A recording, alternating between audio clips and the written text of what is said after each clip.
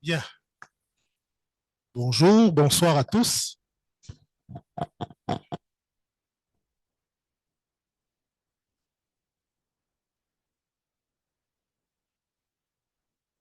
Alors, nous sommes heureux de vous accueillir à Al-Muafaka, cette institution qui est un projet porté par l'Église catholique et l'Église évangélique au Maroc depuis bientôt plus d'une dizaine d'années pour former des acteurs, des animateurs des communautés ecclésiales avec des compétences pour le dialogue interreligieux.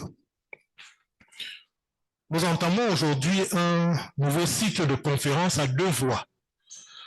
Des conférences qui sont basées sur ce principe du dialogue islamo-chrétien.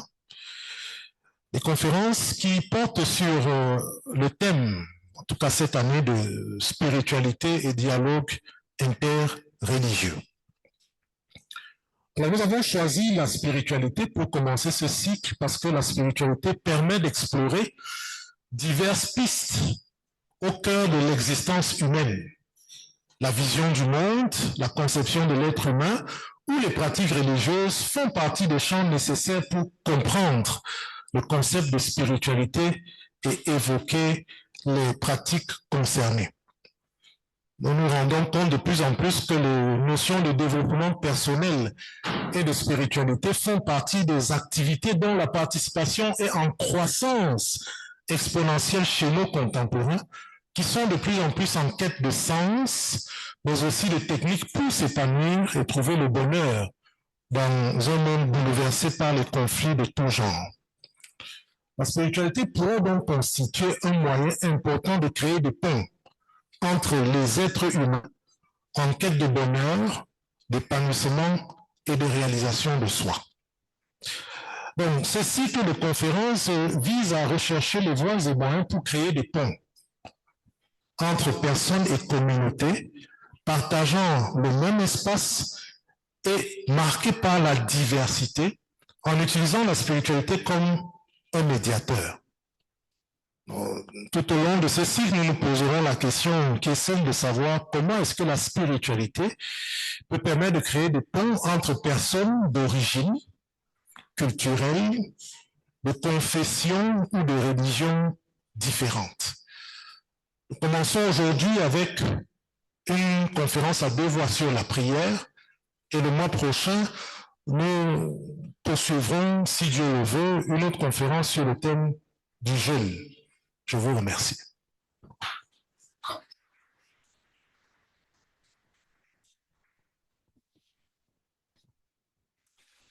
Nous avons donc la joie aujourd'hui d'abord de vous accueillir tous qui êtes présents, vous qui êtes présents à Mafaka, vous qui êtes en ligne avec nous. Et nous allons parler de la prière ce soir. La prière, c'est le début de la spiritualité, c'est le cœur de la spiritualité.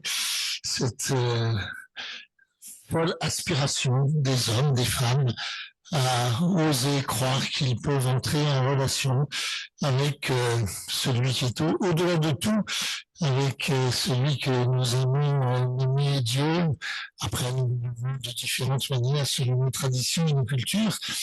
Alors ce soir, nous aurons la joie d'avoir un dialogue avec Madame Iman Amrani. Voilà, merci beaucoup d'être là avec nous. Vous êtes docteur en sciences du langage, n'est-ce pas? Spécialisé dans les récits coraniques. Vous êtes diplômé, je crois, d'Ar el-Hadith. Vous travaillez avec Dar el-Hadith à l'enseignant. Voilà. Merci beaucoup de venir nous partager votre expérience de la prière. Vous voudrez nous faire entrer dans la belle manière dont la communauté musulmane aime prier. Et puis le pasteur Patrick Nicolas Fonda, il est pasteur, donc chargé de la prière. Voilà, c'est ta responsabilité première. Actuellement, tu es le directeur de l'Institut dans la tradition chrétienne, plus particulièrement de la tradition protestante, évangélique, voilà. Et tu vas aussi essayer de nous introduire dans la manière dont les chrétiens aiment prier entrer en dialogue par la prière avec celui qui veut demeurer dans le cœur et qui nous ouvre au dialogue avec les autres. Entrons dans cette soirée. Le pasteur Jean-Patrick qui va commencer son intervention ce soir, donc 2 interventions d'une demi-heure chacune à peu près, puis ensuite nous pourrons dialoguer les uns avec les autres. Merci beaucoup. Merci. Alors je partage avec vous une réflexion dans l'angle de la théologie pratique que j'ai intitulée « Prière, spiritualité chrétienne et dialogue interreligieux ».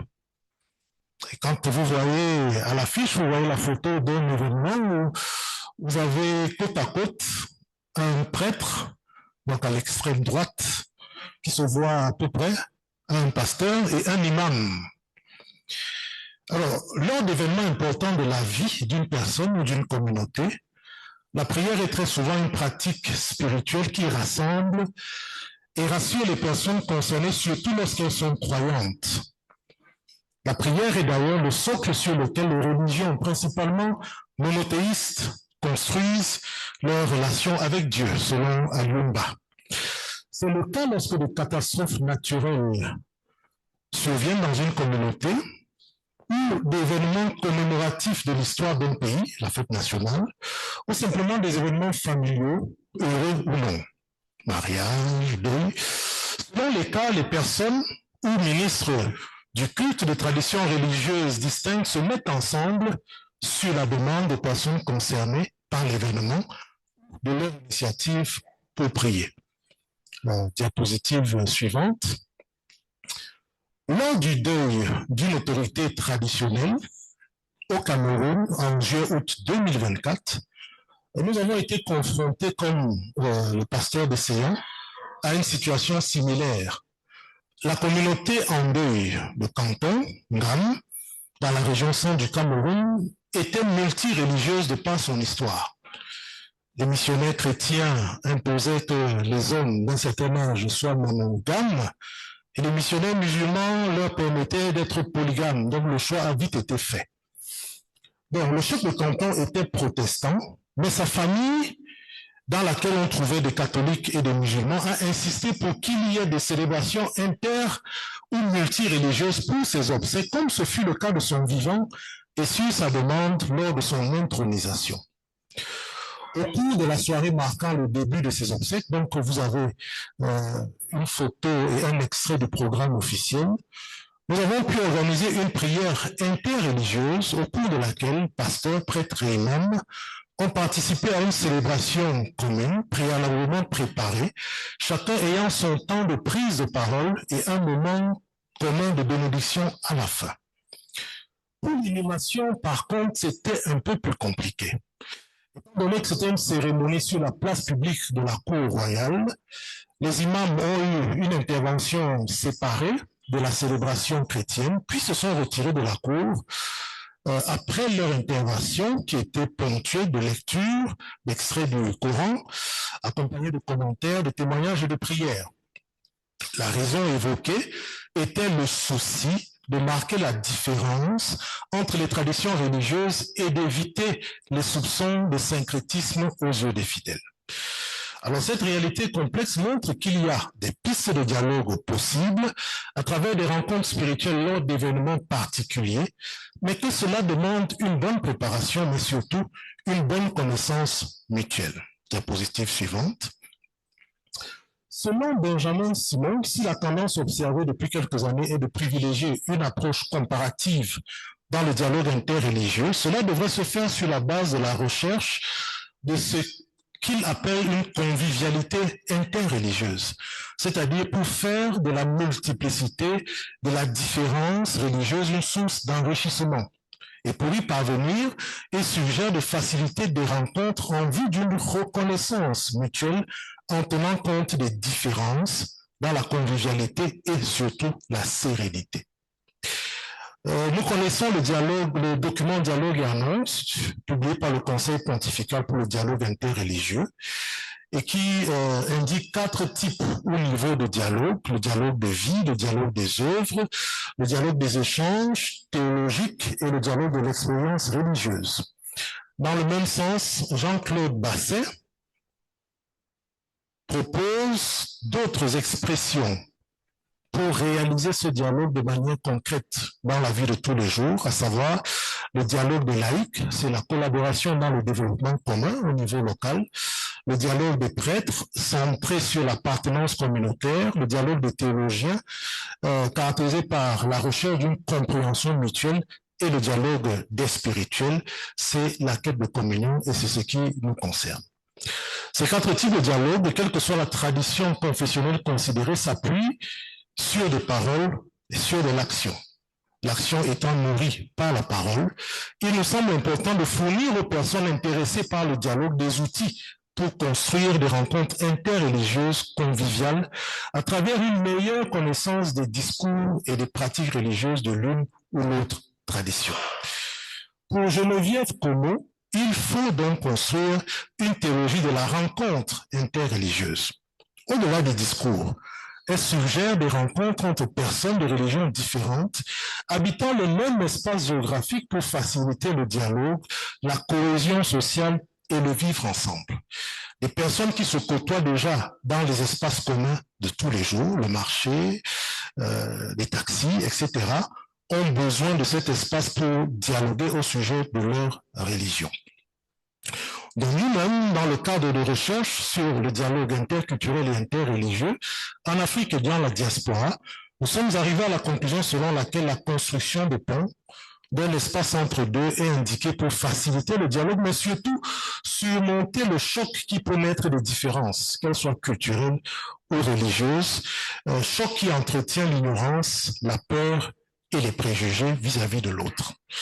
Le concept philosophique africain de l'Ubuntu, que l'on peut résumer par l'expression « je suis parce que nous sommes », interpelle et invite les êtres humains à construire un cadre de vivre ensemble harmonieux, marqué par le respect mutuel et la convivialité.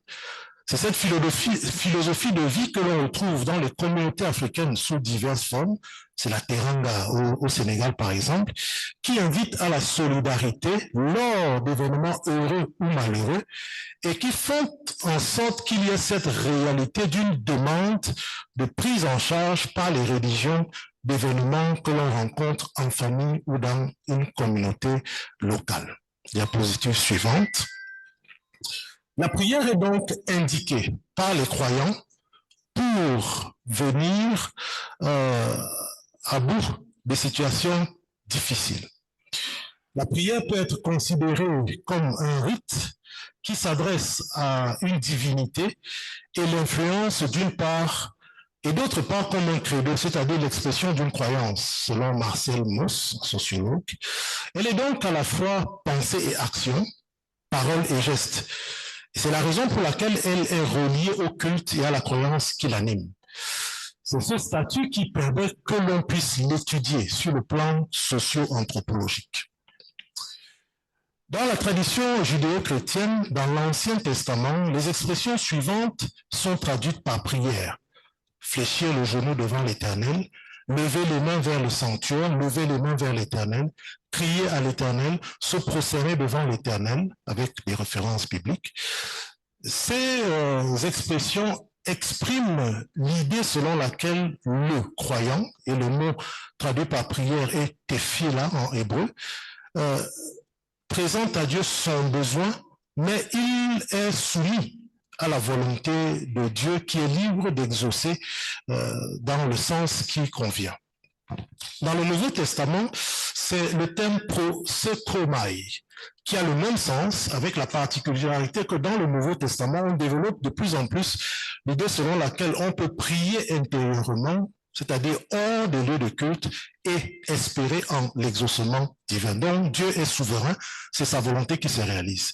La prière est donc un moment de dialogue, de communion avec Dieu. C'est le moment pendant lequel l'être humain se souvient de sa finitude, de la précarité de son existence, mais aussi et surtout de sa dépendance vis-à-vis du Créateur, de l'Éternel Dieu qu'il reconnaît comme le souverain maître de l'existence. Et je cite cette définition de la prière de Sainte Thérèse de l'Enfant Jésus que j'ai tirée du catéchisme de l'Église catholique. La prière, c'est un élan du cœur, c'est un simple regard jeté vers le ciel, c'est un cri de reconnaissance et d'amour au sein de l'épreuve comme au sein de la joie. Donc, dans cette perspective, le désir d'entrer en communion avec Dieu et d'être exaucé par lui peut susciter le besoin de lui être agréable en respectant ses préceptes, c'est-à-dire en adoptant une éthique qui favorisera une communion parfaite avec lui. Diapositive suivante.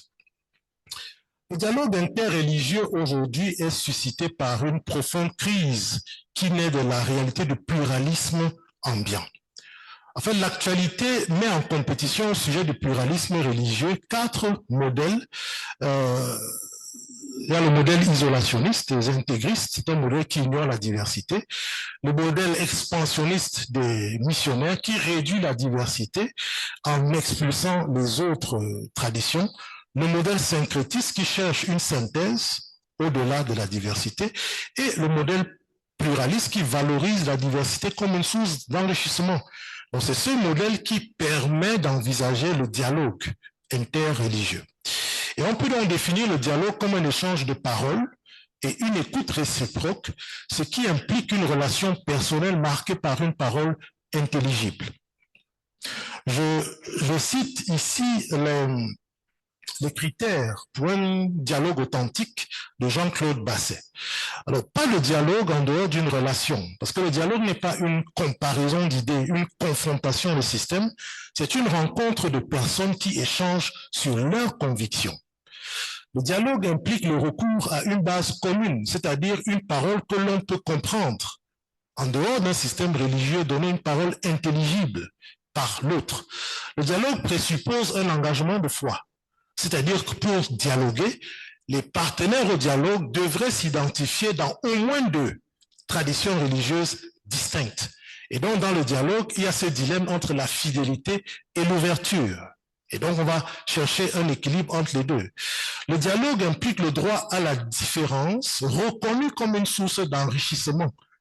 Et enfin, le dialogue va au-delà d'un échange de politesse et concerne le sens de l'existence. Le dialogue est donc contextuel.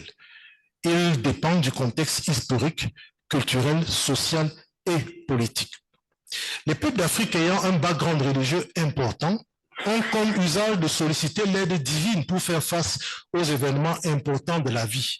D'où la réalité de ces demandes de prières multi- ou interreligieuses dans les moments difficiles. Alors, comment est-ce que la prière peut servir de cadre à un véritable dialogue entre chrétiens et musulmans? Et nous partirons de l'idée selon laquelle une bonne connaissance des principes et des usages spirituels de ces 2 traditions religieuses peut permettre la construction de ponts sans tomber dans ce qui fait peur, c'est-à-dire le relativisme ou le syncrétisme. Diapositive suivante. Alors, nous abordons maintenant quelques modalités de la prière chrétienne en rapport avec les événements de la vie. Et c'est un chantier assez vaste. Alors, selon George Sigwald, la prière peut être présentée comme une expérience de soi-même, du monde et de Dieu, expérience qui est marquée à la fois par la difficulté et la communication. La difficulté représente l'expérience que fait l'être humain lorsqu'il est contrarié dans sa marche avec Dieu. Difficulté de comprendre le silence de Dieu dans l'adversité. Difficulté de cheminer avec ce que Dieu place sur sa route. Difficulté de réaliser la volonté de Dieu. Et par la prière, l'être humain expérimente la difficulté en lui, avec les autres, mais aussi avec Dieu. Et ces difficultés sont vécues pour le pousser à écouter son cœur, à écouter l'autre, mais surtout à écouter Dieu à travers les Écritures. C'est alors que l'humain peut s'exprimer et communiquer en disant à Dieu ce qu'il ressent, ce qu'il souhaite, ce qu'il attend de lui pour que change sa réalité. Prier, c'est donc dialoguer avec Dieu. Et on a dans la tradition chrétienne plusieurs types de prières. Donc, par la demande, on peut exprimer à Dieu le désir d'être aidé, soutenu, assisté. Par la confession des péchés, on peut souhaiter obtenir son pardon en reconnaissant nos fautes. Par l'action de grâce ou la louange, nous lui exprimons notre reconnaissance pour ses bienfaits. Par l'adoration, notre révérence pour ce qu'il est, par la prière d'autorité, nous expérimentons même le pouvoir qu'il nous a donné. La prière se fait selon des attitudes, je peux dire, souhaitées, convenables ou idéales. Il y a d'abord l'attitude intérieure qui est marquée par la sincérité et l'humilité devant Dieu. Le prophète Ésaïe rappelle que Dieu regarde au cœur de l'être humain et non à l'apparence. Et il invite tous ceux qui s'approchent de Dieu à se purifier afin de ne pas être condamnés par lui. Dans Ésaïe 1, il a des paroles assez dures. Il dit, vos mains sont pleines de sang. Pourquoi est-ce que vous souillez mes parvis? Je ne regarde pas, je n'entends pas vos prières. Donc, il est question de solliciter le pardon des péchés pour être purifié de manière à être agréable à Dieu, ce qui est une condition pour être exaucé. Ésaïe dit toujours, la main de l'Éternel n'est pas trop courte pour sauver, ni son oreille trop dure pour entendre, mais ce sont vos péchés qui vous cachent sa face et l'empêchent de vous écouter. Et le Christ, à travers la parabole du publicain et du pharisien, montre le contraste qui existe entre l'orgueil du formalisme religieux avec le pharisien qui se présente devant Dieu en citant ce qu'il réalise. Il jeûne, il donne la dîme, et l'humilité et la sincérité du publicain qui se présente devant Dieu en reconnaissant sa faute. Et le Christ semble avoir une préférence pour l'humilité et la sincérité. Ensuite, il y a l'attitude extérieure qui dépend en grande partie du type de prière. La supplication se fait généralement à genoux ou le front contre terre, la louange debout, les mains levées au ciel, et généralement les mains tendues vers le ciel symbolisent l'attitude de celui qui attend tout de l'Éternel. En étant assis, il est également possible d'écouter la parole de Dieu et de méditer les Écritures. Il y a aussi un rapport entre la prière et l'action humaine, même si parfois, en fonction des traditions, cela peut changer. Parce que celui qui demande l'aide divine est invité à agir dans le sens de ce qu'il demande à Dieu. Dans Matthieu 7,7, on s'arrête très souvent à demander. On dit « demandez et l'on vous donnera ». Mais le Seigneur continue en disant « cherchez et vous trouverez, frappez et l'on vous ouvrira ». Ce qui nous indique que le Christ attend de ceux qui prient des actions cohérentes avec leurs requêtes. Il a également enseigné qu'il faut faire preuve de prudence en prenant des décisions marquées par la sagesse, et il a même suggéré la planification pour ceux qui ont des projets. En somme, la prière, c'est une pratique spirituelle qui nous permet de placer nos réalités temporelles dans le monde spirituel en sollicitant l'intervention divine. Et cela suppose que nous cherchions à être en harmonie avec l'être suprême par notre manière de vivre. Spiritualité chrétienne et prière. Donc la vision du monde dans la Bible est marquée par la reconnaissance de l'Éternel Dieu comme le Créateur, mais surtout un être spirituel qui a la capacité d'agir souverainement dans le monde temporel. Dieu se sert de ses anges, mais aussi des êtres humains qu'il choisit pour réaliser sa volonté. Les êtres humains créés à son image et selon sa ressemblance sont sous son pouvoir. Et le livre de la Genèse nous fait savoir que Dieu a créé l'être humain de la poussière et lui a insufflé la vie. Il y a donc en l'humain quelque chose de divin, l'être humain étant constitué d'une partie matérielle appelée à connaître la mort et d'une partie immatérielle qui continue de vivre dans l'au-delà après la mort du corps physique. Ce qui implique donc que la spiritualité chrétienne se vit dans la perspective de l'éternité. Donc même si aujourd'hui nous sommes préoccupés par nos contraintes temporelles, la spiritualité chrétienne nous invite à aller au-delà du moment, du ponctuel, du temporel et du matériel pour penser à ce que nous serons dans l'éternité, et cela nous incite à faire des choix éthiques pour ne pas perdre le salut, et cela influence nos prières. C'est pourquoi la prière en communauté est le cadre favorable pour développer l'apprentissage éthique pour le chrétien. Prière et liturgie. Diapositive suivante. La prière est une pratique individuelle, mais surtout communautaire. Quand elle est communautaire, elle est codifiée selon la tradition et les usages d'une communauté particulière. On parle alors de liturgie. La liturgie représente l'organisation d'un moment de rencontre avec Dieu. Le peuple rassemblé est en prière pour communier avec Dieu. Ce moment de communion est souvent marqué par des temps importants. Louange, adoration, confession des péchés, méditation des Écritures, intercession, offrande et bénédiction. D'une tradition confessionnelle à l'autre, le contenu de la liturgie peut varier, même si la structure peut rester la même. Pour les chrétiens catholiques, on parlera de messe avec l'importance de l'Eucharistie. Pour les protestants en général, on parlera du culte avec la centralité de la prédication de l'Évangile.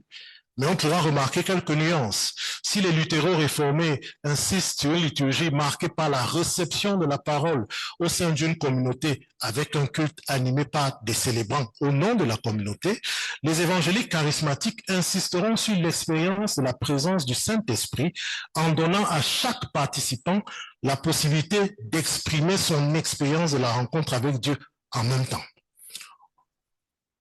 Dans cette perspective, donc, les liturgies sont également influencées par l'intention et la circonstance. Donc, on a des cultes ou des messes pour des actions de grâce, des deuils, des mariages, des bénédictions, etc. Et dans cette perspective, les prières dites d'intercession se font de manière variée en fonction de la tradition confessionnelle. On peut prier avec des litanies, l'iconographie, des séances de délivrance, etc. L'horizon dominical, le Pater Noster, le Notre Père, a régulièrement été considéré comme la prière par excellence. Pendant les premiers siècles de notre ère, pendant les premiers siècles de l'histoire de l'Église, ce fut pratiquement la seule prière des célébrations liturgiques, mais également, elle a permis de générer un enseignement central sur la prière. Par exemple, Tertullien dit du Pater que c'est la synthèse de toute la vie chrétienne. Pour Augustin, elle est le Breviarium Evangelii du fait qu'elle rassemble toutes les invocations dans l'Écriture. Donc, au Moyen-Âge, tout le monde devait apprendre l'oraison dominicale, considérée comme la prière majeure qui contenait tout ce qui est nécessaire à la vie humaine.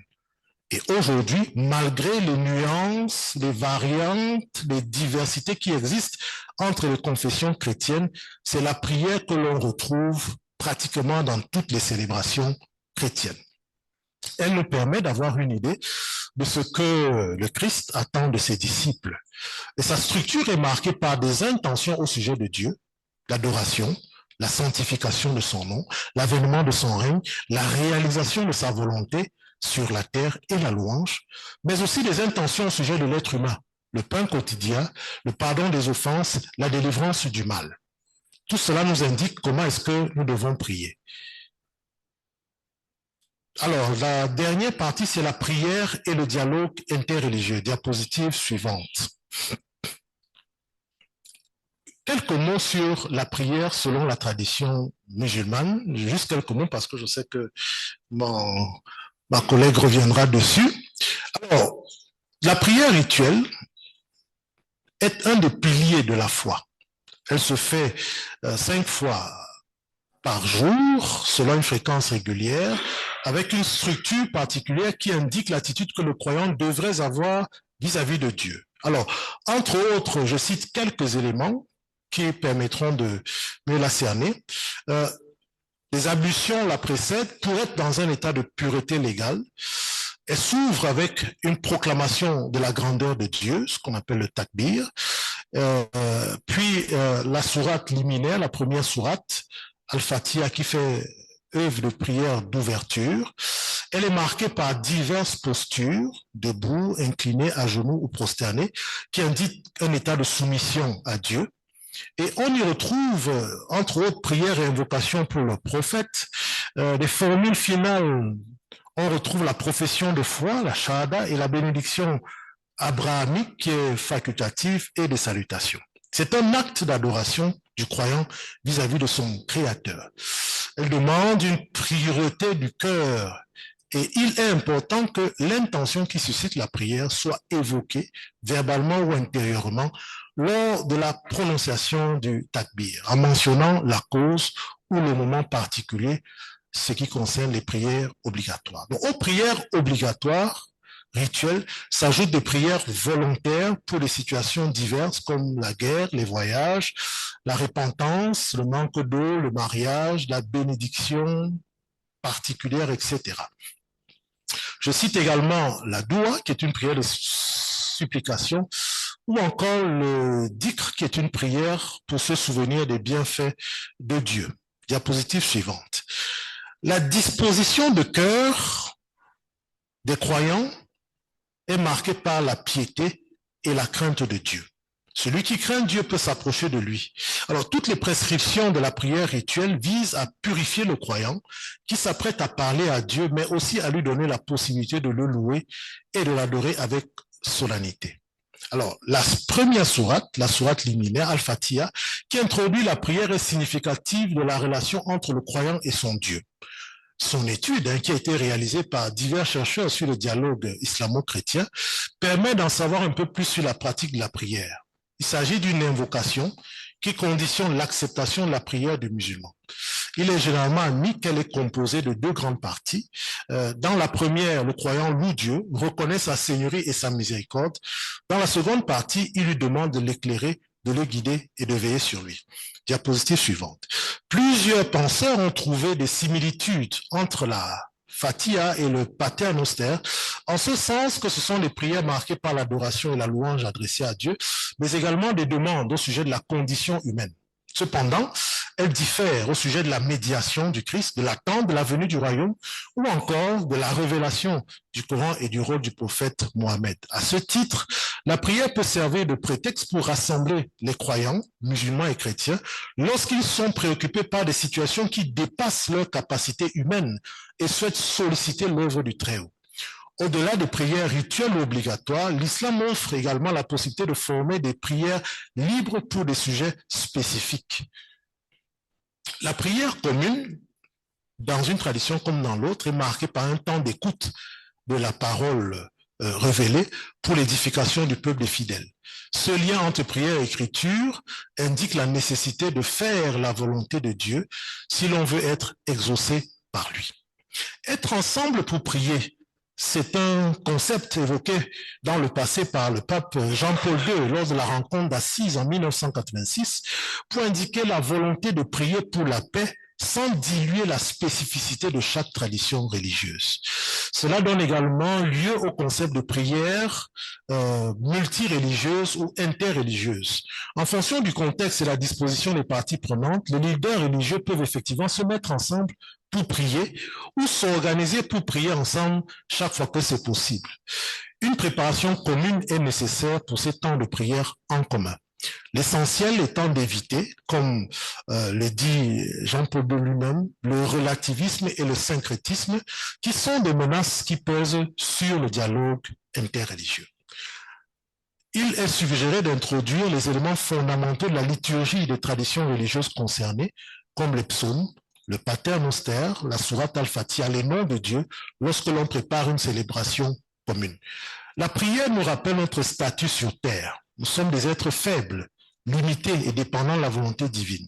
Par la prière, nous déposons entre ses mains nos besoins, nos intentions, afin que sa volonté soit faite. La prière nous invite à l'humilité.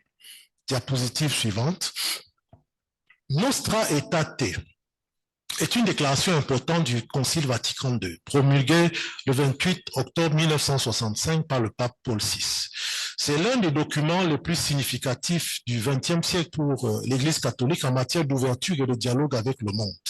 Alors, si le document, la déclaration a été publiée par l'Église catholique, sa structure, son contenu et ses nombreuses références aux Écritures en font un texte qui peut inspirer les chrétiens des autres traditions confessionnelles, notamment les protestants et les croyants en général. Les nombreuses références aux Écritures en font un texte particulier qui devrait servir de source d'inspiration pour les pratiques de la foi. Que ce soit Matthieu 5, 45, qui nous recommande d'exprimer de l'amour pour notre prochain, afin de ressembler à Dieu qui fait pleuvoir sur les bons comme sur les méchants, Acte 17, 26, qui nous rappelle que nous sommes des créatures de Dieu, qui nous fait habiter ensemble sur la terre. Romains 12, 18, qui nous invite à vivre en paix avec tous les êtres humains autant que cela dépend de nous. Galates 3, 7, qui nous invite à accorder la considération aux fils d'Abraham. 2 Corinthiens 5, 18, qui nous rappelle le ministère de la réconciliation donné par le Christ à ses disciples. Toutes ces références aux Écritures nous invitent au respect mutuel, à l'amour du prochain, à la fraternité universelle. Diapositive suivante, et c'est l'avant-dernière. Jésus a particulièrement insisté dans son enseignement sur l'amour du prochain comme l'accomplissement de la loi et des prophètes. Dans son enseignement, à partir de la parabole du bon samaritain, il montre que le respect de la personne humaine est ce qui devrait avoir plus d'importance que notre appartenance et nos devoirs religieux. Après lui, l'apôtre Paul a présenté l'amour du prochain comme la seule condition pour exercer un ministère en vue de servir Dieu. 1 Corinthiens 13. Il a écrit que sans l'amour du prochain, les miracles, les sacrifices et les charismes ne sont rien. Et l'apôtre Jean a clairement démontré que l'amour du prochain est une capacité qui est donnée à l'être humain par le Créateur. Enfin, diapositive suivante, le récit des évangiles, dont nous sommes dans la conclusion et les perspectives, le récit des évangiles au sujet du centenier romain, préoccupé par la guérison de son serviteur, devrait nous interpeller. Luc 7. En effet, la situation de ce centenier a été présentée à Jésus par les anciens du peuple juif, car c'était un officier connu pour son respect et sa générosité envers le peuple juif et ses lieux de culte. Le centenier représentait l'occupant romain. Sa religion était considérée comme païenne par les Juifs. Malgré toutes ces barrières, occupants romains, militaires, païens, etc., le Christ a considéré son état d'esprit ou encore la nature des sentiments portés par son cœur, sa grande humanité, qui le poussait à rechercher la guérison de son serviteur. Humanité attestée par les chefs religieux juifs qui le défendaient alors qu'il aurait pu le contester au vu de son statut social, c'était l'occupant romain. De plus, son profond respect pour le Christ montre à quel point il était un craignant Dieu. De fait, pour la dignité humaine, pour sauver les personnes de la souffrance, pour remédier à la violence, nous pouvons prier avec nos frères et sœurs d'autres traditions religieuses selon une formule convenue de commun accord. Prière interreligieuse, prière multireligieuse ou prière d'une autre nature. Il est important de tenir compte des différences qui existent sans faire des barrières. Se servir des points communs comme des ponts pour construire la paix et le vivre ensemble, c'est aussi témoigner de notre foi en Christ. Je vous remercie.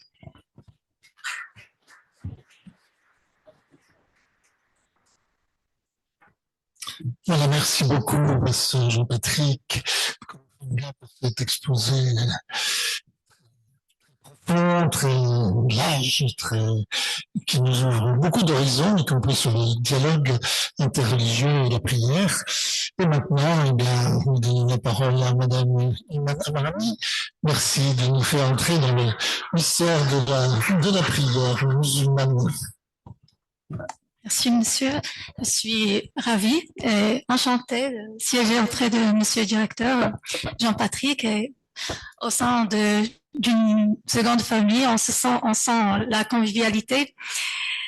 Alors, cette conférence s'inscrit dans le cadre de l'interreligieux, du regard croisé entre musulmans et chrétiens. En effet, ce dialogue interreligieux, depuis la venue de l'islam, il était instauré. Vous savez que la première immigration qu'avait demandé le prophète Mohammed, c'est bien l'immigration vers un roi chrétien. Justement, la chrétienté, ça donne de la piété. Donc, il a demandé refuge vers les musulmans. Les premiers musulmans ont demandé refuge auprès de lui dans l'Abyssinie, l'Éthiopie actuelle. Donc, le dialogue il est déjà instauré depuis toujours, puisque ce qui nous rassemble est beaucoup plus profond, plus grand que les petites différences qui existent même dans la même religion. Alors, le sujet que nous allons aborder, c'est bien celui de la prière. Donc, la prière, ça tient de la spiritualité. La spiritualité, c'est ce qui relie Dieu, l'être humain, à Dieu. Donc, mais sa forme, elle est différente d'une religion à une autre. Mais avant d'aborder cela, j'aimerais bien préciser ou bien parler un peu de la problématique de la traduction. puisque ce n'est pas évident. Nous sommes en train d'étudier des textes sacrés d'un point de vue de la langue française, mais sachant que ni dans le christianisme ni dans l'islam, la langue authentique, c'est bien le français. Donc, traditure, une fois qu'on traduit, on trahit, on ne pourrait jamais avoir le même sens, avec la même charge émotionnelle, culturelle. Prenons un exemple de quelque chose qui fait plaisir. En français, on dit « ça réchauffe le cœur », tandis qu'en arabe, on dit « yut le textuellement, littéralement, on dit c'est quelque chose qui rend glacial la poitrine.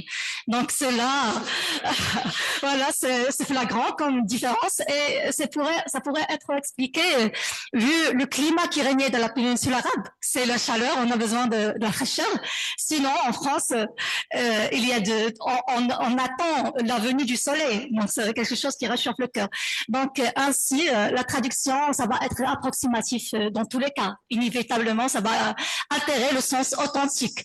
Et même pour faire la prière, je sais pas, en islam, la Fatiha, elle doit être lise d'une façon authentique en arabe. Il faut apprendre quand même la transcription arabe et non pas sa traduction, parce que justement, il existe des traductions de la Bible, des traductions du Coran, et non pas une seule. Mais le texte sacré, il est le seul. Voilà. Donc, l'islam, c'est l'arabe. Ça va, mais dans le christianisme, la Bible, etc., vu l'influence, déjà l'araméen pour Jésus, c'est sa langue, mais la puissance du grec en ce temps-là, avec la Bible qui représente les racines de l'Ancien Testament.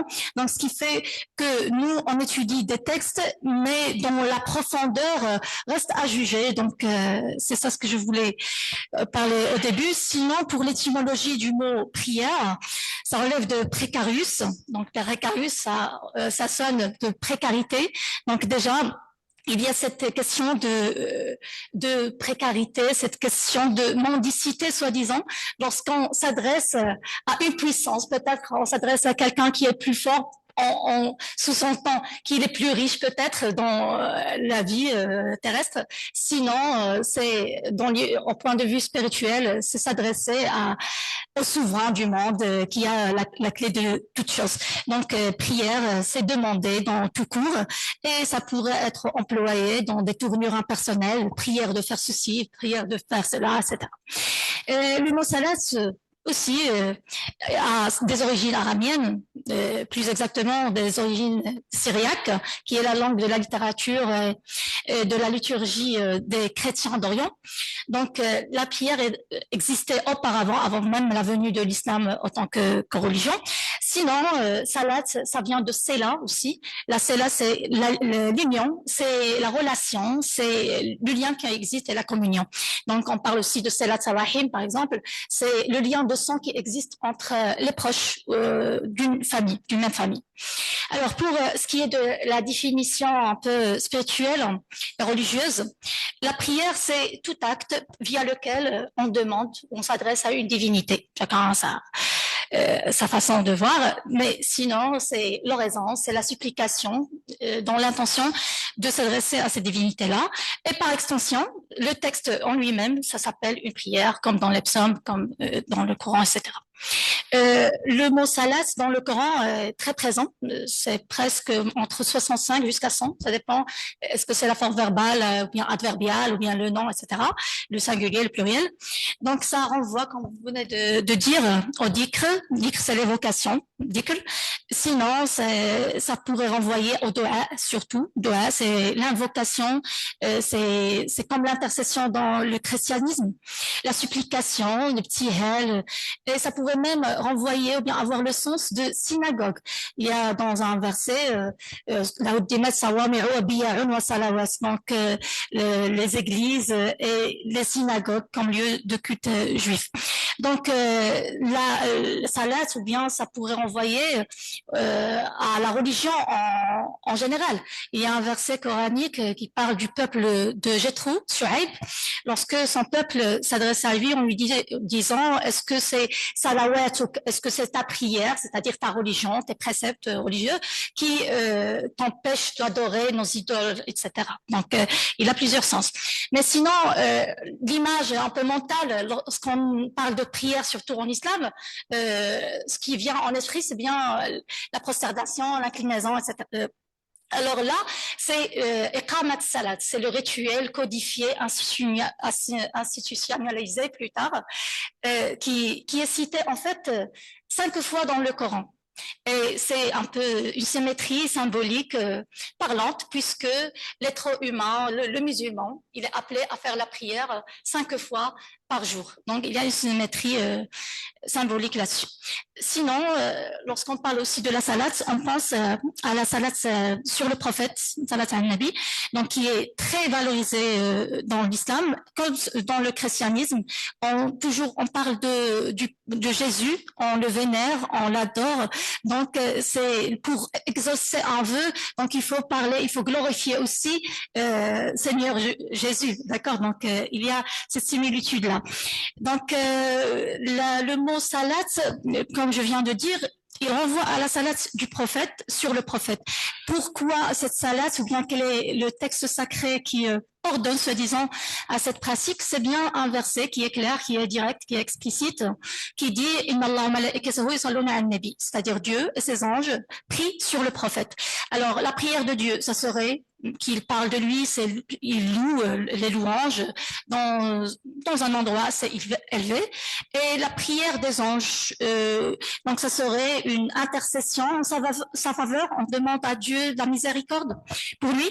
Ya ayyuhalladhina amanu, c'est la deuxième partie du verset, sallu alayhi wa sallimu taslima. Oh, ceux qui croyaient, priaient sur lui abondamment et saluer abondamment. Donc ça, c'est la demande, c'est l'impératif.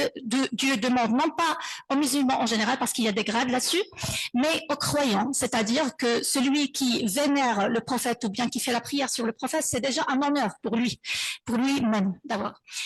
Alors, nous, lorsqu'on parle de la salat sur le prophète, on ne pouvait pas ne pas citer l'un des principaux qui recueille en la matière, à savoir Dalaïl Khayrat. C'est les signes de bienfait, comme on l'a traduit, sachant que dans la littérature arabe, poétique surtout, il y a un genre à part qui s'appelle Madih, ou bien Nasib al-Nabawi, spécialisé dans les éloges du prophète. Alors, pour Dalaïl Khayrat, c'est un recueil, comme je viens de dire, et c'est un livre constitué pour qu'il soit lu quotidiennement, donc avec le wird du Coran. Aussi, on lit Dalaïl Khayrat, surtout dans les confréries soufis. Le soufisme, c'est bien le visage spirituel que nous allons aborder tout à l'heure, puisque son auteur, Jazuli, on est un érudit soufi mystique très connu. Donc, comme vous savez, dans le mysticisme, il est basé en une grande partie sur l'ascétisme, aussi bien dans la religion musulmane que dans d'autres religions. Par exemple, dans le bouddhisme même, il y a cette prise de conscience de l'insatisfaction des plaisirs et des désirs humains. Donc, il faut un peu s'échapper à ça, se détacher de ce monde. Et la vie monastique plutôt, dans le christianisme, on est un modèle de ceux qui se donnent à Dieu complètement. Et en islam, le soufisme, on est un peu l'équivalent, qui cherche à avoir un effacement total de son ego, de soi-même, et de baigner dans la présence divine. Il n'y a que Dieu, et c'est l'état de le fana qu'on retrouve aussi dans le christianisme par le kénos, ou bien la kénos plutôt. On la trouve dans la kénos, c'est le fait de s'effacer et de marquer juste la présence de Dieu. Alors, le soufisme, en fait, le fait de effacer son ego, ça entre dans la troisième catégorie, ou bien degré spirituel dans l'islam, à savoir l'ihsan. Parce que, comme je viens de dire tout à l'heure, l'islam, c'est d'abord la religion de tous les prophètes, parce que l'islam, dans un premier temps, c'est la soumission à Dieu. Dieu, dans le Coran, il parle de Abraham, qui était musulman, de Salomon, etc. Parce qu'il était soumis à Dieu. Mais plus tard, avec la venue de l'islam en tant que religion monothéiste, ça se base sur 3 niveaux. Il y a ce niveau-là de la pratique, comme vous savez, les 5 piliers de l'islam, c'est attester la foi, puis il faut jeûner le mois de Ramadan, l'aumône purificatrice, pèlerinage au cas de possibilité. Mais au niveau d'un autre grade, c'est le côté un peu spirituel, métaphysique. C'est la croyance en Dieu, à ses anges et à ses messagers, aux livres sacrés précédents, au jour de jugement dernier. Mais le ihsan, ces derniers degrés, ça consiste à adorer Dieu comme si on le voit. Donc, avoir une observation totale de Dieu dans tout acte, dans toute pensée même. Et si nous, on ne le voit pas, lui, il nous voit. Donc, voilà le principe de l'ihsan ou bien du soufisme. Donc, il n'y a pas de valeur aux pratiques, les ibadat, aux pratiques religieuses, les cultes. Ils n'ont pas de valeur si on ne voit pas leurs fruits sur le comportement, sur la façon d'être, sur l'attitude dans la société. Donc, la relation verticale, c'est vrai qu'elle est importante, ça donne un apaisement, mais ce qui est plus important, ça doit se voir à travers le comportement. Donc, les piliers de l'islam, ils nous inculquent ces valeurs-là. Par exemple, pour la prière, il nous enseigne l'assiduité, la propreté, puisqu'elle est toujours précédée par l'ablution. Et l'assiduité, on organise la journée, on se ressource à chaque fois, on va vers Dieu pour communiquer, comme vient de dire Monsieur Jean-Patrick, la prière c'est un dialogue. Donc dans la première partie, on récite par exemple le texte sacré, en l'occurrence le Coran, c'est Dieu qui nous parle. Mais une fois qu'on prosterne, on pourrait parler à Dieu, lui dire ce qu'on veut. Donc il y a cette communication-là. Alors l'aumône purificatrice, ça nous donne une idée sur la charité, la solidarité dans la société. Là, le jeûne, c'est bien la patience et la bienveillance, parce qu'il ne suffit pas de ne pas parler, mais il faut aussi ne pas manger, mais aussi de ne pas parler, de ne pas dire des médisances des autres. Alors, pour le pèlerinage, ça montre cette union, cette solidarité entre les musulmans de la même nation.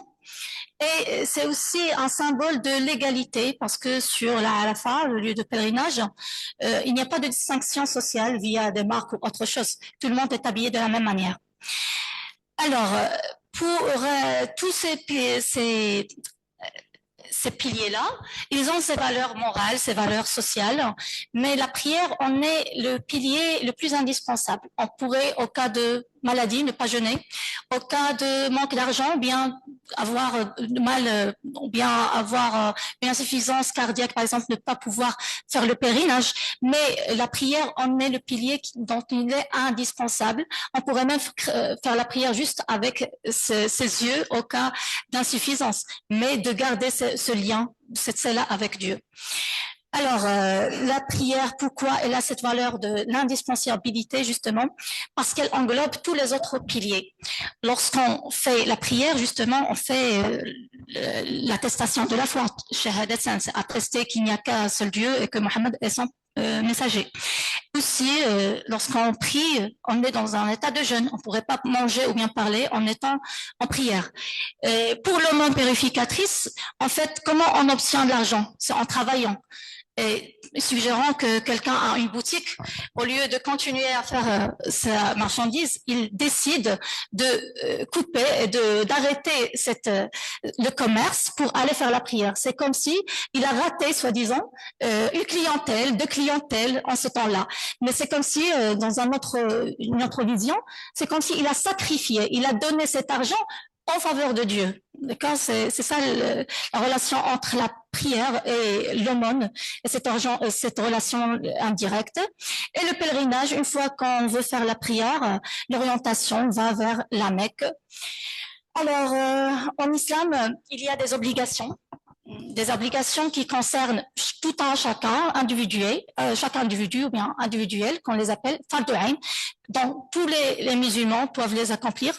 Première, c'est bien le savoir, l'ilm, c'est l'alphabétisme, parce que le premier verset révélé en islam, c'était Iqra.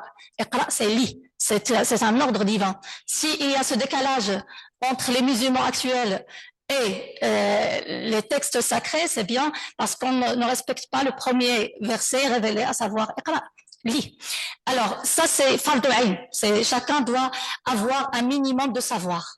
Sinon, il y a d'autres obligations qu'on les appelle fardu kifaya. Kifaya, c'est satisfaction, voilà.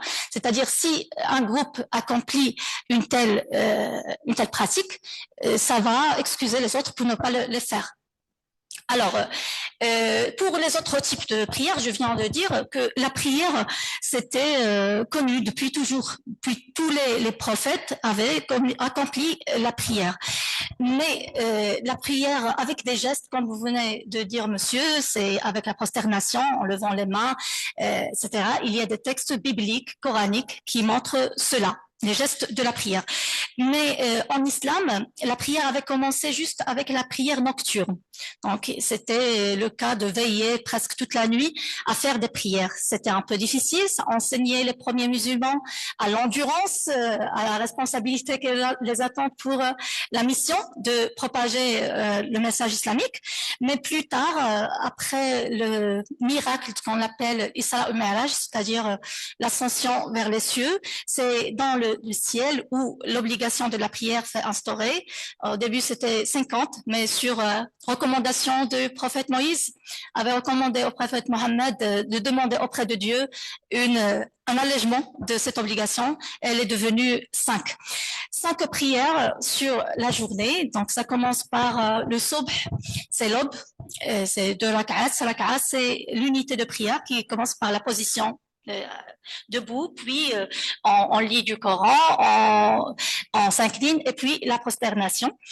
Et la deuxième prière, c'est le dohr. Le dohr, c'est vers après le zénith, midi à peu près. Et puis, Asr, c'est au milieu de l'après-midi. Le Maghrib, c'est le coucher du soleil. Et puis, l'Isha, c'est la venue de la nuit, c'est la disparition des lueurs crépuscules. Alors, cette prière-là, 5 fois, donc ça permet aux croyants de se ressourcer spirituellement, de poser un peu les fardeaux de la vie. Sinon, on va rester dans un stress infini. Alors, à côté de ces prières obligatoires, il y a d'autres prières surrogatoires, c'est-à-dire optionnelles, volontaires, méritoires, qu'on pourrait les accomplir chaque fois à volonté. Donc, surtout rawatib, juste après les prières obligatoires. Il y a des prières occasionnelles, comme le tarawih, pendant le ramadan, puisque c'est un mois sacré. Il y a ce qu'on appelle la prière de l'absent. C'est une prière mortuaire, c'est-à-dire après la mort de quelqu'un, on doit faire des prières sur lui. Et s'il est absent à cause d'un désastre naturel, par exemple des catastrophes ou bien il est noyé, etc., on va faire la prière de l'absent en sa faveur. En fait, pour marquer l'interreligieux, c'est que ce roi de Habasha, de l'Abyssinie actuelle, le prophète avait accompli la prière de l'absent en sa faveur une fois qu'il a su sa mort. Il y a des prières en relatif au rassemblement, comme ce qu'on a dans le christianisme, la messe, qui est hebdomadaire. Sinon, les fêtes comme le Pâques, Noël, dans le christianisme, et dans l'islam, il y a l'Eid Adha, et Eid al-Fitr, c'est juste après le Ramadan, fête de sacrifice. Alors, il y a d'autres prières relatives aux faits naturels. Comme dans le christianisme, il y a la prière de demande de la pluie. Nous aussi, on en a dans ce qu'on appelle l'istisqa. Et aussi l'éclipse lunaire ou bien solaire, salat al-khusuf ou al-kusuf. Et des prières pour les besoins personnels. Par exemple, le salat al-haja, on veut quelque chose qui s'exauce. C'est comme lorsqu'on a peur encore, il y a la salat de l'khawf, de remerciement, et ça c'est le prophète qui l'avait accompli après la conquête de la Mecque. La consultation, c'est sikhara, lorsqu'on a un choix à faire, un choix difficile dans la vie, alors on fait une prière, on demande à Dieu de nous guider vers la bonne décision. Le repentir, tawba, le pardon, comme on a dans le christianisme. Alors, le cycle aussi, si on a en islam 5 prières, en christianisme aussi, ils ont un cycle de prières aussi, depuis le matin jusqu'à la nuit. Donc, on commence par les lods, qui qui est une prière assez joviale. C'est le louange de l'aurore ou bien à l'aurore. Puis la liturgie des trois petites sœurs, ça commémore à trois éléments, à trois moments difficilement historiquement difficiles. Le tiers, c'est vers 9h, c'est la commémoration de la descente de l'Esprit Saint. Et puis la secte, vers midi, c'est la crucifixion de Jésus. Et à 15h, la nonne, c'est plutôt la mort de Jésus sur la croix. Donc ces moments, ils sont encore vécus jusqu'à maintenant. Le vêpres, c'est les louanges crépuscus, à peu près presque le coucher du soleil. Sinon, il y a les complis, la dernière prière marquant la fin de la journée et le début de la nuit. Les vigies nocturnes, bien sûr, pendant la nuit, on veille à passer son temps avec Créateur, là où il y a un silence absolu et religieux. Ça aide à la contemplation. Alors, il y a d'autres similitudes au niveau des prières en islam et en christianisme que nous venons de dire concernant la sourate linéaire de l'ouverture, Al-Fatiha, comme vient de dire Monsieur Jean-Patrick. Il y a beaucoup d'études qui ont été faites pour ces prières, cette sourate. En fait, il y a une similitude concernant des prières chrétiennes, comme la prière d'adoration, l'action de grâce, la supplication requête et la consécration. Alors, lorsqu'on parle de l'adoration, bien la prière de l'adoration, ça consiste à louer Dieu, chanter ses louanges, sa grandeur, sa générosité. Donc là, dans la sourate, on dit louange à Dieu, Seigneur de l'univers, le Dieu miséricordieux, le très miséricordieux, maître du jour de la rétribution. Alors l'action de grâce, c'est le fait de reconnaître les bienfaits de Dieu, sa générosité. Donc une fois qu'on dit Rahman Rahim, c'est le clément, le miséricordieux, c'est-à-dire c'est lui qui nous donne plus de clémence, plus de miséricorde, plus de bonnes choses dans la vie. Alors, c'est toi que nous adorons, c'est toi dont on implore le secours. Guide-nous sur la voie droite. Alors ça, c'est la supplication requête. Une fois que nous avons loué Dieu, alors on présente notre demande. La consécration, c'est le fait de consacrer sa vie pour Dieu. Et dans la culture chrétienne, il y a on met entre nos yeux Jésus-Christ.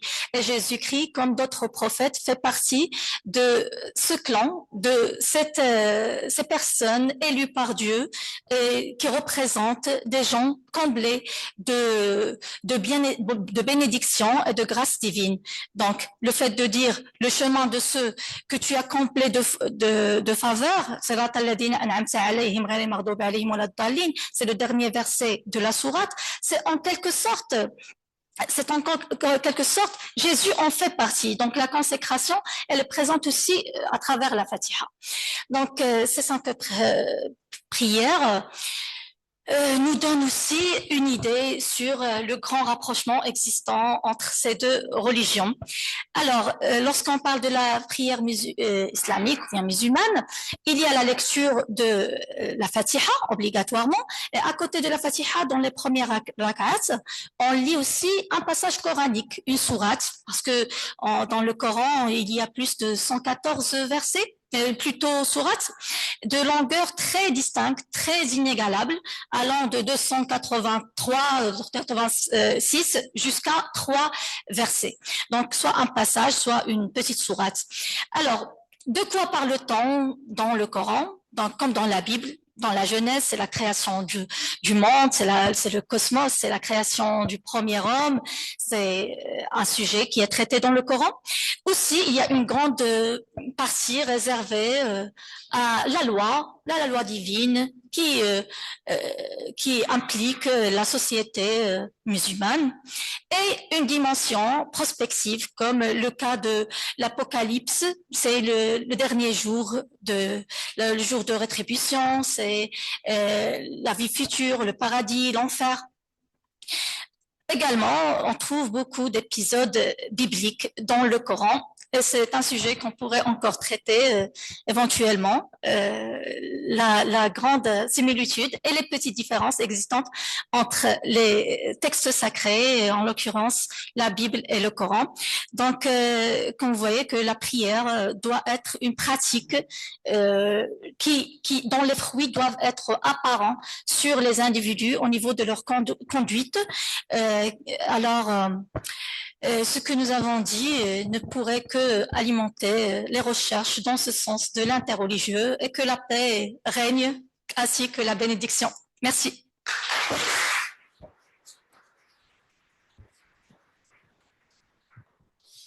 Merci beaucoup, Iman, pour cette belle manière de nous parler de la prière musulmane et de la prière de tous les croyants, puisque vous avez tenu à montrer les proximités entre la prière des croyants musulmans et des croyants chrétiens. Les croyants, le musulman, c'est le croyant, hein, c'est pas d'abord le début de l'islam, c'est le croyant. Merci beaucoup à ça. Merci à vos deux témoignages très, très travaillés, très construits. On aura beaucoup à apprendre et à reprendre les uns les autres. Maintenant, on va prendre un temps d'échange, mais je voudrais l'introduire aussi en disant comment la prière de l'autre vient faire bouger ma prière. Quand je suis arrivé au Maroc, à l'initiative de l'évêque de l'époque, le père Vincent Mandel, il aimait très souvent dire aux chrétiens, nous sommes des croyants au milieu d'un peuple de croyants, nous sommes des priants au milieu d'un peuple de priants. Et je repense à la rencontre avec un prêtre qui était ici, au Maroc, et qui disait le chant du muezzin, ça a réveillé chez moi le sens de la prière. J'avais complètement laissé de côté la prière que l'on aime faire trois fois par jour, qui s'appelle l'Angélus. Et l'imam, le chant du muezzin, pardon, m'a rappelé cela.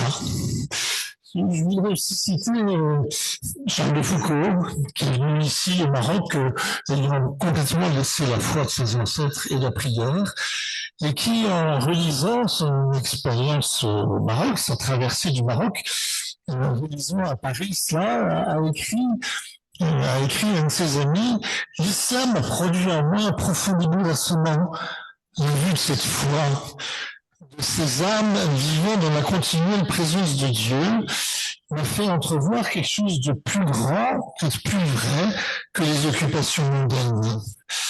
Nous sommes mis pour des choses plus hautes. Et son chemin vers Dieu, qui a été un chemin vers le Christ, il reconnaît que c'est le témoignage musulman qui l'a bousculé et qui l'a remis en route. Je lisais dans mon journal préféré qui s'appelle La Croix, il y a quelques jours-ci, parce que c'est la semaine de prière pour l'unité des chrétiens. J'ai aimé le témoignage d'une femme qui est évangélique, plutôt de type très pentecôtiste, qui aime une prière très volubile, très agitée, très voilà, et qui dit j'ai des amis catholiques, et ils m'ont emmené une fois ou l'autre à la prière catholique. J'ai d'abord été complètement interloqué par le silence des catholiques dans leur prière. Et puis ce silence, il m'a posé question. Et j'ai découvert la vertu du silence dans la prière grâce je demeure pentecôtiste, je resterai pentecôtiste. Mais le silence, et elle raconte, la semaine dernière, je suis allé dans une forêt, je me suis assis dans une carrière tout seul, je suis resté dans le silence, ça m'a procuré un bonheur infini. Voilà. Ça lui a procuré un bonheur infini d'être avec Dieu, dans le silence, et pas simplement dans la prière très volubile, dans le chant, etc. Alors j'aimerais vous demander un peu, vous êtes des priants, vous n'êtes pas simplement des professeurs de théologie ou de religion. Comment la prière de l'autre vient nourrir la mienne, la bousculer, ou la raviver. Moi, j'ai été curé à Rabat, j'étais toujours bouleversé quand, célébrant des obsèques d'un vieux français vivant au Maroc, je voyais des musulmans venir là, avec beaucoup de respect, venir à la prière, et leur disponibilité. Donc, je leur proposais de faire la prière de l'absent, de venir la faire aussi pour ce frère, cette sœur qui n'est pas musulman, mais qui est un musulman, qui est un croyant, qui vient passer en Dieu. Alors, est-ce que vous pourriez dire quelques petites choses là-dessus? Comment la prière de l'autre, mais pas forcément l'autre musulman, mais comment elle vient nourrir, bousculer, éveiller, faire entrer ma propre prière dans une autre dimension? Alors, je pense que lorsqu'on vit des situations pareilles, ça ne peut que renforcer la foi. Donc, parce que c'est universel. En fait, on ne choisit pas sa religion depuis toujours, mais lorsqu'on voit d'autres religions, on cherche dans chaque religion, on voit que c'est la même chose. C'est comme une langue qui est différente. La salutation, bonjour, salam, je ne sais pas en anglais, mais en fait, c'est la même chose. C'est l'esprit humain, c'est l'humain, c'est l'âme de Dieu qui est posé dans chaque créature humaine. Donc, avec la création, c'est de poussière, oui, mais c'est l'âme de Dieu qui existe dans chacun. Et ça, c'est le principe du soufisme ou du mysticisme, de ne voir jamais ce qui manque, de voir toujours la plénitude, toujours voir dans l'autre l'image de Dieu, d'accord? C'est parce qu'il y a une part de Dieu et l'âme qui est immortelle, donc c'est elle la plus importante. Donc c'est là où on ressent une proximité d'une personne, quoique parfois c'est la première fois qu'on retrouve une personne, mais on ressent un sentiment, un attachement spirituel vers elle. Donc apparemment c'est l'âme, c'est question d'âme et de spiritualité. Et ça renforce cette fraternité religieuse. En fait, moi, c'est vrai que tu as donné assez d'éléments. Hein. Je pense que dans l'idée que le dialogue est source d'enrichissement mutuel ou potentiel, en observant les autres prier, je crois qu'on enrichit sa pratique de la prière. Par exemple, hein, nous avons toujours été, je ne sais pas si je peux dire admiratif, mais on observe bien la solennité des célébrations lors des messes. Pour nos actes pastoraux, par exemple, c'est-à-dire pour la Sainte Seine, on aimerait bien que ce soit quand même célébré de manière solennelle pour les baptêmes, etc. De la même manière, on admire aussi l'expérience que l'on voit de la présence du Saint-Esprit dans les cultes pentecôtistes. Oh, et ça, c'est quelque chose qui, voir des gens vivre réellement la présence de l'Esprit de Dieu. Parfois aussi, on est admiratif. Et pour les musulmans, la discipline et l'assiduité et la régularité avec laquelle ils peuvent prier parfois. Et ça, quand on est dans la période de carême, pour nous, généralement, c'est la semaine de la Passion avec le jeûne de la semaine de la Passion, je peux dire qu'on fait presque la même chose, parce que là, on fait des efforts pour prier régulièrement le matin, à des heures précises, etc. Voilà, la discipline, etc. Donc, en observant, en apprenant des autres, ça enrichit notre manière de prier. Et comme cette dame l'a dit, c'est-à-dire que tout en restant ce qu'elle était, le fait de prendre quelque chose pour enrichir sa pratique de la prière chez l'autre, c'est un peu le chemin que chacun de nous peut faire. Merci. Je dois dire que personnellement, quand il m'arrive de devoir me déplacer tôt le matin et de voir tous ces hommes partir à la mosquée au lever du jour, ça me bouscule et ça nourrit, ça stimule la fidélité à la prière. Voilà. Je suis toujours admiratif de voir toutes ces personnes sortir de chez elles pour aller vers Dieu. Voilà. Et puis je voudrais rappeler aussi la belle expression de Jean-Paul II après cette rencontre d'Assise que tu as évoquée, où on n'a pas prié ensemble, mais des croyants de toutes les religions possibles et imaginables existant dans le monde se sont rendus présents à la prière des autres pour prier pour la paix.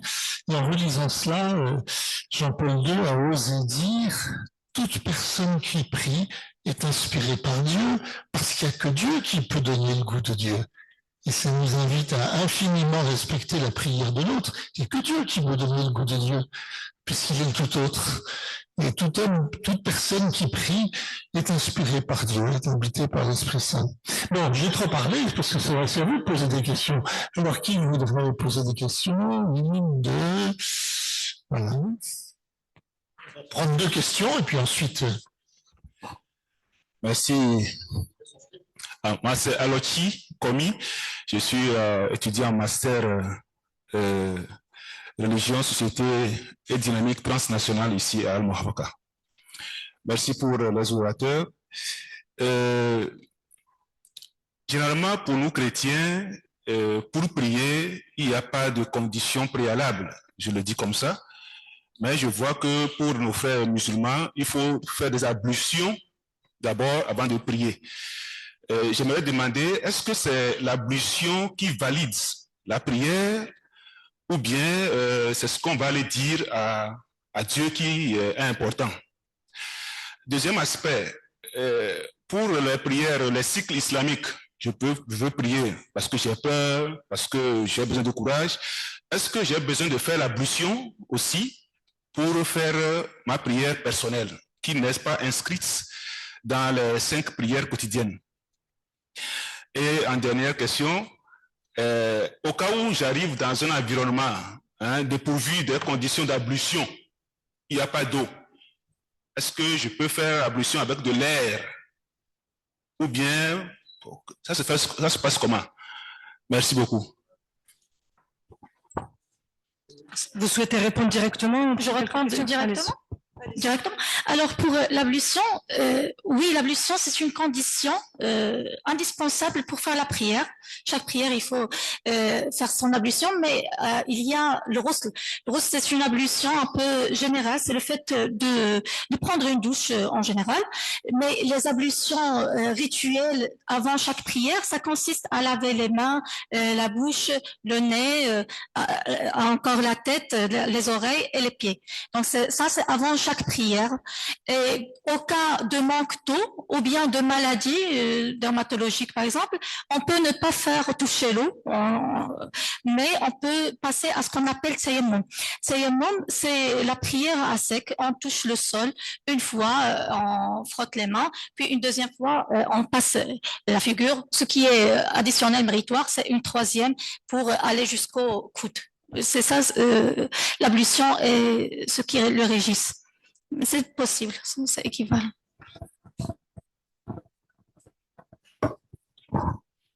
Bonjour, je m'appelle Abdou Fatah Fall, je suis étudiant en master ici. Je vous remercie pour la qualité de vos présentations. Alors, ma question, elle touche un tout petit peu à les concepts même de prière. Le concept même de prière. J'ai compris que dans vos présentations, vous nous avez entretenu de la prière en tant que fait structurant d'une religion, d'une spiritualité. Mais puisque nous sommes dans la semaine de l'unité des chrétiens, un directeur, le sens de cette conférence à 2 voix, c'est cultiver l'interreligiosité même. Alors, je voudrais poser une question en rapport avec un fait réel vécu dans mon pays au Sénégal qui m'a fait rire, parce que j'aime rire de tout, mais je vous promets qui a été à l'origine d'une vive tension sociale. Alors, nous avons un acteur chez nous, un acteur de film, qui a perdu la vie dans un accident. Dès que la nouvelle est tombée, voilà, dans les réseaux sociaux, partout, tout le monde prie pour lui. Quelques heures après, la majorité réalise qu'en fait, il était chrétien. Parce que tout le monde pensait qu'il était musulman, mais il était chrétien. Alors, qu'est-ce qui s'est passé dans les commentaires? C'est comme si certains musulmans avaient même envie d'aller récupérer leur prière, parce que pour eux, selon leur explication, un musulman ne prie pas pour quelqu'un qui n'est pas musulman. Des gens comme moi ont compris qu'en fait, c'est une méprise. Il me semble évident qu'on ne peut pas prendre le corps d'un défunt chrétien, l'amener à la mosquée pour prier, puis l'amener au cimetière. Ça, c'est comme ça que des gens comme moi l'ont compris. Mais il y a une grande frange qui a dit carrément qu'il n'est pas question qu'un musulman formule des prières pour un défunt chrétien. Le sens de ma question est le suivant. En fait, j'ai essayé de suivre tout le débat, tous les échanges, etc. Mais peut-être que je l'ai raté, mais je n'ai pas trouvé une réponse structurée et argumentée de la part d'une voix autorisée de l'islam. Aujourd'hui, je profite de cette conférence pour poser la question. Merci.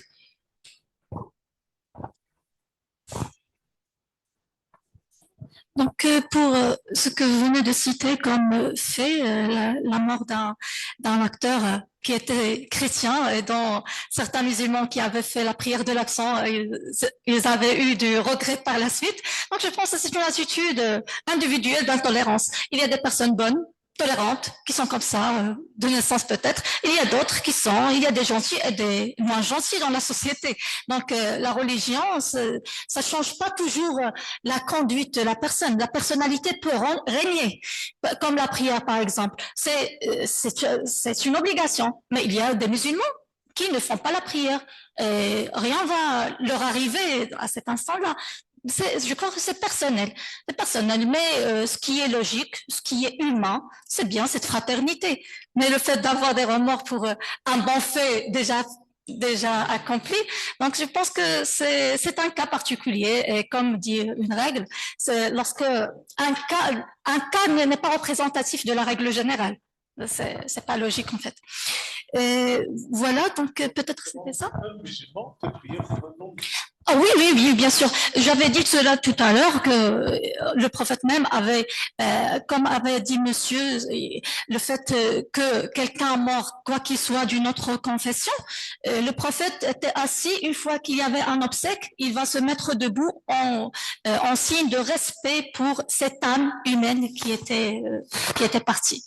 Je pense que c'est juste affaire personnelle de méchanceté, de manque de bonté, je dirais.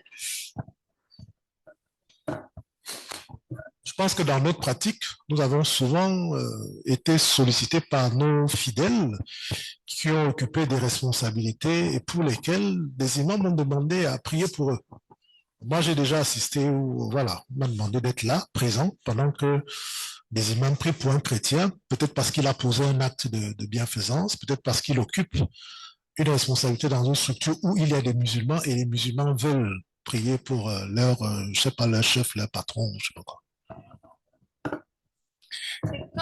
Pardon, monsieur. Alors, c'est la croyance. Comme tout à l'heure, on parle des croyants de toutes les religions, surtout que c'est le monothéisme. D'accord? On croit tous au même Dieu, donc on est tous sur la même tutelle.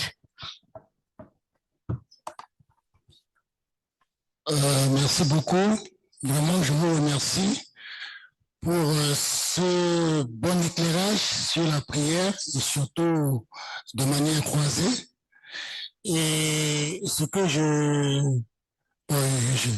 m'appelle Antares, je suis prêtre catholique, je suis responsable de l'église catholique de Stade. Et ce que vraiment j'ai retenu beaucoup de choses, mais entre autres, c'est le fait de faire le lien entre prière et éthique. Et je suis convaincu que la prière doit nous aider à être des bonnes personnes dans la société. Et ça, c'est très important. Voilà, c'est ce que je voulais dire. Merci. Oui, donc en relation avec l'éthique, il y a un verset coranique qui dit la prière, il ordonne à bien faire et il interdit au vice, approximativement ça. C'est-à-dire, si on fait la prière et notre attitude, on continue à faire des mauvaises choses, des vices, etc., cela signifie que peut-être il y a une hypocrisie là-dessus, que ce n'est pas sincère, parce que la sincérité, c'est la clé de faire bien et avoir une vision plus loin. Donc, un bon croyant, c'est quelqu'un qui ne triche pas. Non pas parce qu'il y a une caméra de surveillance ou bien il y a un patron derrière, mais parce que Dieu l'observe dans toutes ces conditions. Donc, c'est le maqam de l'ihsan, station assez haute de la spiritualité. Quand on observe Dieu dans toutes choses, même dans la pensée, alors on ne peut que être bon par rapport à toute l'humanité, quoi. Merci. J'ai parlé du prophète Ésaïe, il est assez violent hein, dans le chapitre 1. Il dit, qui vous demande de souiller mes parvis? Quand vous levez les mains, je n'écoute pas. Vos mains sont pleines de sang. C'est-à-dire que, et ça fait penser un peu aux ablutions, qui sont, voilà, c'était une purification symbolique. C'est comme si le prophète dit de la part de Dieu qu'en fait, quand nous nous présentons devant lui pour lui demander quelque chose, il regarde d'abord l'état de notre cœur. Et l'état de notre cœur, c'est en fait notre manière d'être avec les autres, de vivre avec eux. C'est pourquoi, en fait, dans toutes nos liturgies et dans les moments de prière, y compris dans l'oraison dominicale, il y a cet arrêt sur le pardon des péchés. Et donc, c'est pour ça que je pense que la prière peut ouvrir même un état d'esprit de respect, de tolérance vis-à-vis de l'autre. Parce que si on est incapable de manifester cet amour, ce respect mutuel pour l'autre, et quand l'on se présente devant Dieu régulièrement pour lui demander des choses, bon, voilà, il y a quelque chose qui ne va pas très bien. C'est pour ça que cet aspect éthique est très important. Et j'ai insisté dessus parce que lors des prières communautaires, que ce soit chez nous les chrétiens, et je l'ai vu quand on a visité certains mosquées, il y a ce temps d'enseignement et d'édification pour nous aider à conformer notre manière de vivre avec les prescriptions et la volonté de Dieu, parce qu'il y a un lien, forcément. Ok, je me présente, je suis Marie-Hélène, éducatrice.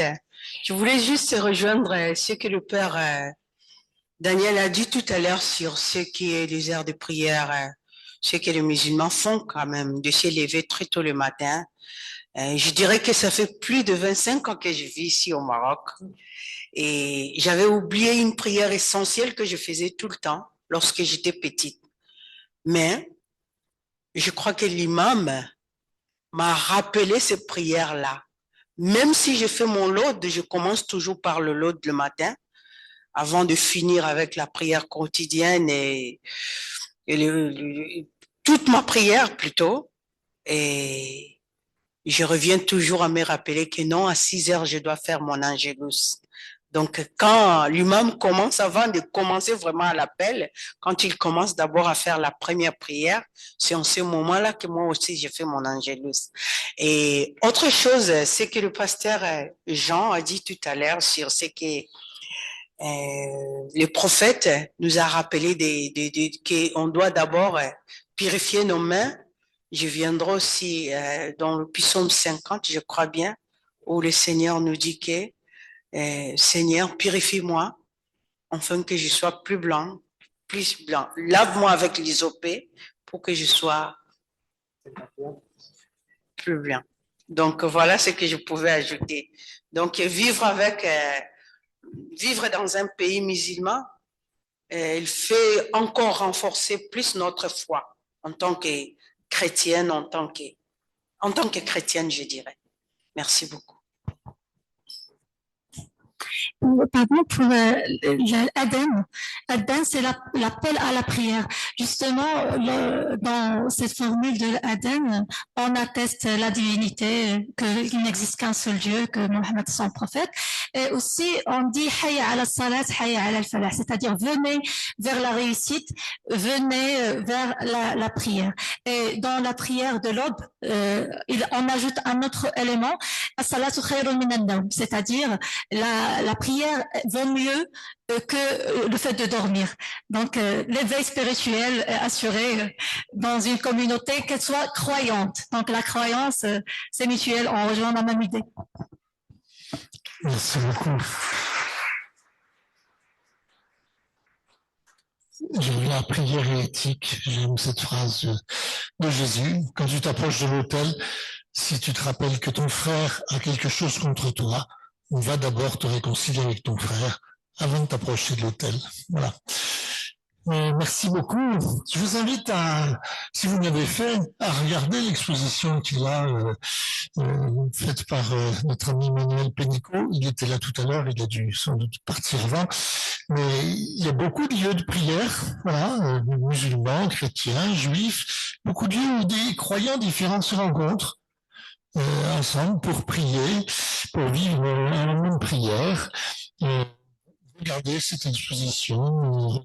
Par exemple, c'est la photo qui est là derrière, au centre, où on voit des enfants musulmans qui regardent avec stupeur et sans doute avec prière un cimetière chrétien qui est juste devant un cimetière juif à Essaouira, ils sont musulmans, et là, il y a toute une procession de personnes musulmanes, je crois, qui rentrent à Essaouira, juifs, comment, musulmanes, qui en longeant un cimetière chrétien et un cimetière musulman. Voilà, la prière ensemble, la prière des uns et des autres. Merci beaucoup de nous avoir fait rentrer dans l'expérience de la prière, que chacun d'entre nous puisse vraiment tirer profit profondément du bel effort que vous avez accompli l'une et l'autre pour nous rappeler cette incroyable tradition de la prière qui est millénaire. On parle que l'humanisation, c'est le fait sans doute d'avoir commencé par enterrer ses morts et les enterrer avec respect, sans doute pour les offrir à Dieu. C'est ça qui fait l'humanité, notre humanité. Merci beaucoup et merci. Oui, merci beaucoup Iman Amrani, merci beaucoup Jean-Patrick Nicolet-Fanga. Je passe la parole à Myriam qui organise avec beaucoup de soin toutes ces soirées et conférences qui va vous inviter à la suite du programme.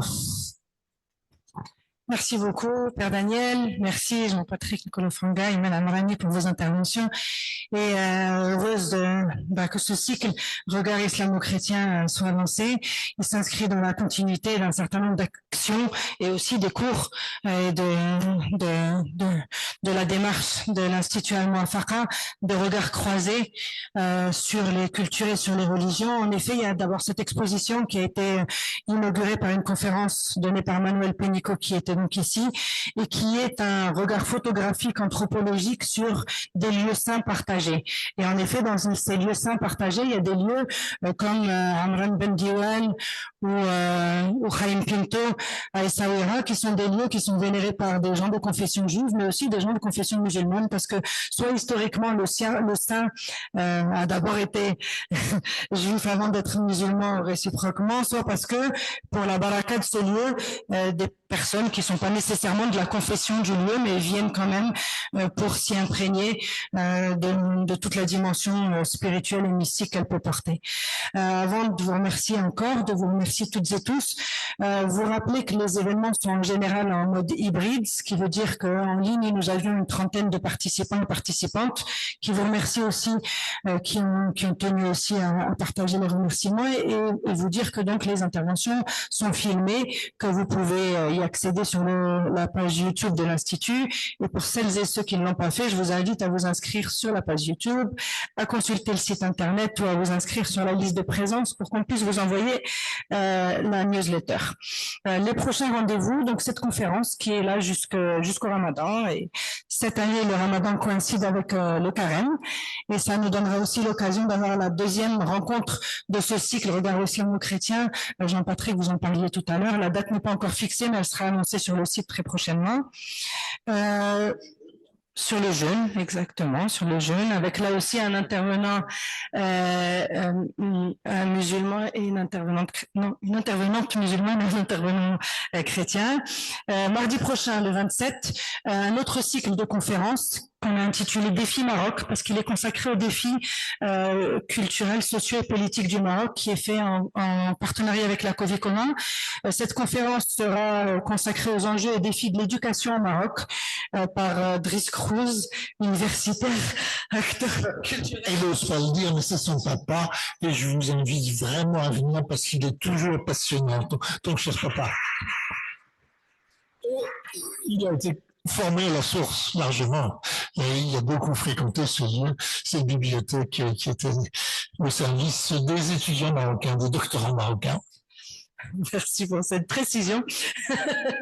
Universitaire donc et ancien directeur de la Bibliothèque nationale du Royaume du Maroc qui héberge et qui abrite aujourd'hui le Fonds de la Source que vous pouvez aller y consulter et qui est accessible au public. Fonds de la Source qui était ici avant que l'Institut ne devienne ce qu'il est aujourd'hui. La prochaine conférence sur le défi les défis Maroc sera consacré à la jeunesse.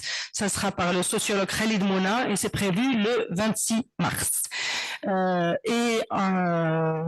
pour plus d'informations, pour plus de détails, vous aurez tous les éléments sur la page Facebook et le site internet. Ben voilà, il me reste à vous remercier. Une prière interconfessionnelle, jeudi, dans le cadre de la semaine de prière pour l'unité des chrétiens. Nous sommes invités à venir à 18h, je crois. 17h30, la prière ici. Voilà, merci. Merci beaucoup. Peut-être une dernière chose, les publications des actes de nos colloques sont toujours disponibles et le 12 février, nous accueillerons aussi, là aussi dans une démarche de regard croisé islamo-chrétien, la présentation de l'ouvrage à la découverte de l'islam et des musulmans par Éric de Kermel et Rim Yasmin Al-Gharavi. Merci beaucoup. Bonne fin de soirée.